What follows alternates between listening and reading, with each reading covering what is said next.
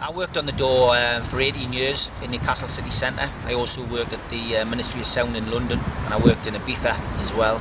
And it was, great days, great memories. For me, I did it really to get an extra wage in. My daytime job wasn't pulling in enough money, and to work on the door was a great opportunity to up me finances really. What threats did you face on the door in the time that you were in your 18-year career? I think every doorman faces it, if they work for a sustained period, but a lot of people threaten to shoot me, a lot of people threaten to stab me, and I think essentially, in a lot of incidents within nightclubs and bars, I've had the odd bottle and glass thrown at us as well, so it's part of the job, unfortunately. It's something which, you're putting yourself in the firing line, then you're going to get shot at, and that's, maybe it's a poor turn of phrase, but that is what happens when you're working in the security industry. Essentially, you're there to try and stop, unsavoury characters getting into a venue.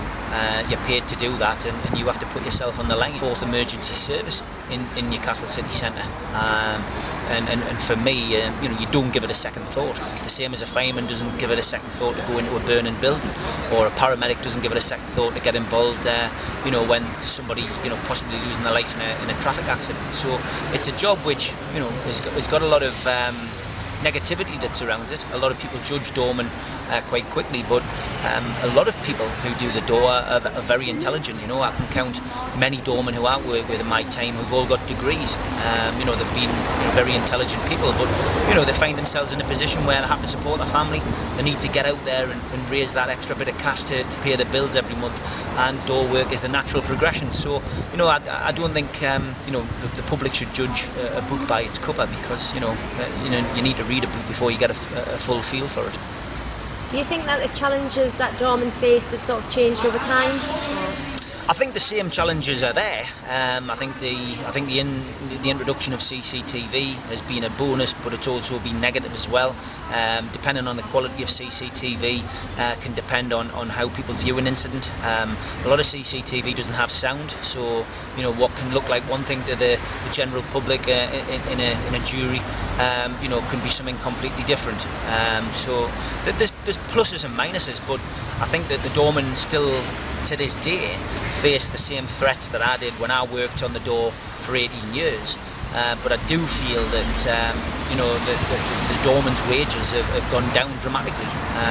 Back in the early 90s, when I started working on the door, you were making £25 an hour, just as an ordinary doorman. Some head doormen were possibly on, 28, 50, £30 an hour. But the doormen nowadays are basically £8 an hour men. There are some who are on decent wages, I've got no doubt about that, but £8 an hour is probably an average across the board now, and for putting your neck on the line, which is what you're doing, I think that's a disgrace. Do you think that those sort of drop in wages will affect the quality of the door staff? It can do. I mean, there's that old saying, if you pay peanuts, you get monkeys.